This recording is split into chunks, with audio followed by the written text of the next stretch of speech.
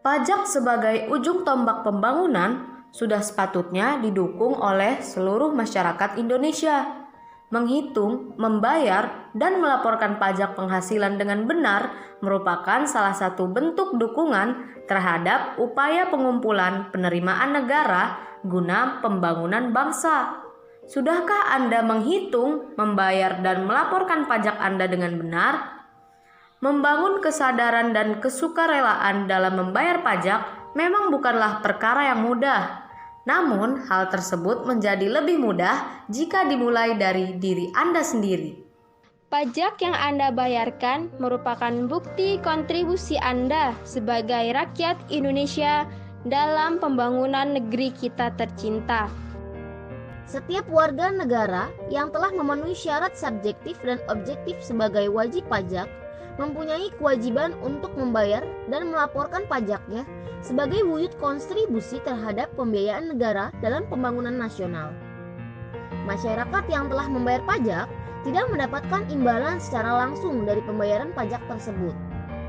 Pajak yang dibayarkan oleh masyarakat akan dikembalikan secara tidak langsung kepada masyarakat melalui pembiayaan negara dan pembangunan infrastruktur yang dapat dinikmati oleh seluruh masyarakat Indonesia. Sehingga slogan pajak dari rakyat untuk rakyat bukan isapan jempol belaka. Pembangunan infrastruktur yang dibiayai oleh APBN kini dapat dirasakan oleh seluruh lapisan masyarakat karena memang manfaat pajak sepenuhnya untuk masyarakat dan negara. Sebelum masuk ke tema kita, izinkan kami untuk menjelaskan apa sih pajak itu? Apa saja unsur-unsur dan asas-asas pajak? Bagaimana fungsi pajak bagi pembangunan negara? Yuk, simak videonya. Pengertian pajak bagi pembangunan negara. Menurut Profesor Dr. Rahmat Soumitro dalam Mardiasmo tahun 2018 halaman 1, pajak adalah iuran rakyat kepada kas negara berdasarkan undang-undang yang dapat dipaksakan dengan tiada mendapat jasa timbal kontraprestasi yang langsung dapat ditunjukkan dan yang digunakan untuk membayar pengeluaran umum. Menurut UU nomor 28 tahun 2007 pasal 1 ayat 1, pajak adalah kontribusi wajib kepada negara yang terutang oleh orang pribadi atau badan yang bersifat memaksa berdasarkan undang-undang dengan tidak mendapatkan imbalan secara langsung dan digunakan untuk keperluan negara bagi sebesar-besarnya kemakmuran rakyat. Unsur-unsur pajak. 1. Subjek pajak. Subjek pajak adalah pihak yang menurut ketentuan peraturan perundang-undangan perpajakan berpotensi membayar pajak. Subjek pajak terdiri atas orang atau badan hukum. Setiap subjek pajak yang terdaftar dalam Direktorat Jenderal Pajak dan Kementerian Keuangan akan memperoleh nomor pokok wajib pajak atau NPWP. 2. Objek pajak. Objek pajak adalah hal yang dikenakan pajak, misalnya penghasilan, laba perusahaan, tanah, bangunan, rumah, serta transaksi jual beli barang dan jasa. Yang ketiga, tarif pajak. Tarif pajak adalah ketentuan yang mengatur besarnya pajak yang harus dibayar berdasarkan objek pajak tersebut. Tarif pajak berupa persentase persen tertentu atau jumlah tertentu sekian rupiah.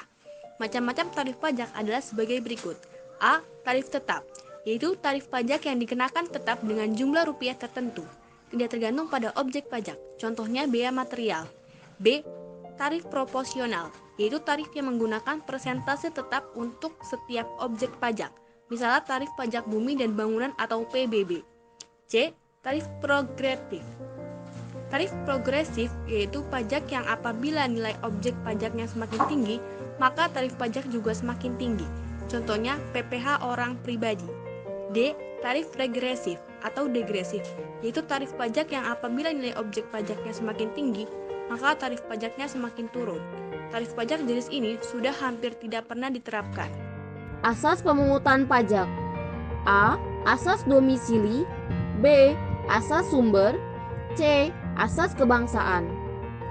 Adam Smith dalam bukunya An Inquiry into the Nature and Causes of the Wealth of Nations mengemukakan mengenai asas pemungutan pajak yang sering disebut dengan the Four Maxims. Asas-asas pemungutan pajak tersebut adalah sebagai berikut. A. Asas kesamaan atau keadilan. Dalam bahasa Inggris yang disebut dengan equality. B.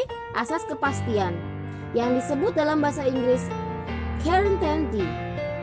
C. Asas ketepatan waktu yang disebut dalam bahasa Inggris convenience of payment. D. Asas ekonomis yang biasa disebut dengan bahasa Inggris economics of collection. Fungsi pajak menurut para ahli. Yang pertama, sebagai fungsi penerimaan atau budget aid. Fungsi penerimaan yaitu sebagai sumber dana bagi pemerintah untuk membiayai pengeluarannya. Yang kedua, sebagai fungsi mengatur atau regulatory. Fungsi mengatur yaitu pajak sebagai alat untuk mengatur atau melaksanakan kebijakan pemerintah dalam bidang sosial dan ekonomi. Yang ketiga, fungsi pemerataan atau pajak distribusi, yaitu maksudnya bisa digunakan untuk menyesuaikan dan menyeimbangkan antara pembagian pendapat dengan kesejahteraan masyarakat. Adanya fungsi pajak merupakan sumber pendapatan negara yang nantinya akan digunakan oleh kepentingan warga negara dan untuk kemajuan negara itu sendiri. Fungsi pajak menurut Direktorat Jenderal Pajak. Menurut DJP, fungsi pajak terbagi menjadi 4 fungsi, yaitu sebagai berikut. 1. Fungsi anggaran atau budgeteer. Sebagai sumber pendapatan negara, pajak berfungsi untuk membiayai pengeluaran-pengeluaran negara, untuk menjalankan tugas-tugas rutin negara, dan melaksanakan pembangunan. Negara membutuhkan biaya. Biaya ini dapat diperoleh dari penerimaan pajak. Dewasa ini, pajak digunakan untuk pembiayaan rutin seperti belanja pegawai, belanja barang, pemeliharaan, dan lain sebagainya. Untuk pembiayaan pembangunan, uang dikeluarkan dari tabungan pemerintah, yakni penerimaan dalam negeri dikurangi pengeluaran rutin. 2. Fungsi mengatur atau regulatory.